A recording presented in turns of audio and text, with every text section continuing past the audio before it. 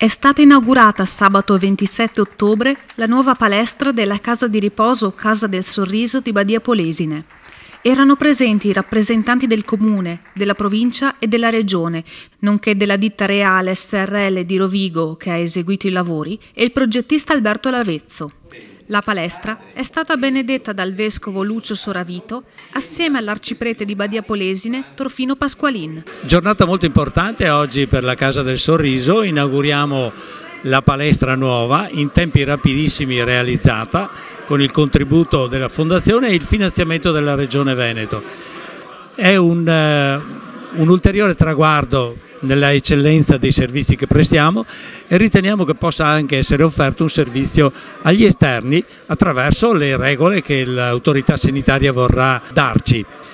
Per Badia Polesine è un'ulteriore aggiunta di una struttura molto amata dai badiesi, risale alla fine dell'Ottocento e ha avuto uno sviluppo notevolissimo. Sono qui per una bellissima giornata presso la Casa del Sorriso, dove si è inaugurata questa palestra, ma soprattutto ho ritrovato un ambiente di serenità e di piacevole senso di amicizia che non ricordavo da anni. Sono veramente felice.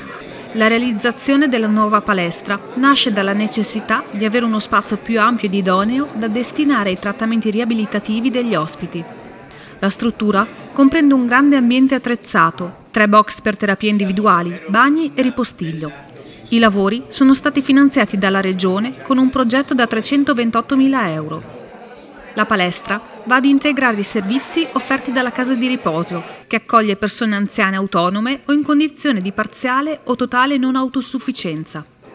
I nuovi locali, ampi e luminosi, consentiranno l'attività riabilitativa e di cura in modo professionale.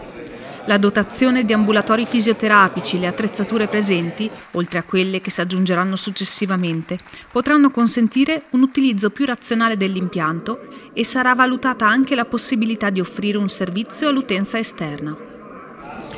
Presso la Casa di Riposo, che si pone come obiettivo il benessere degli ospiti e l'ampliamento dei servizi per un'utenza in continuo aumento, sono ripartiti anche i lavori per la costruzione del Villaggio del Sole, che ospiterà mini appartamenti per anziani e disabili parzialmente autosufficienti, che potranno richiedere assistenza e pulizie alla Casa di Riposo.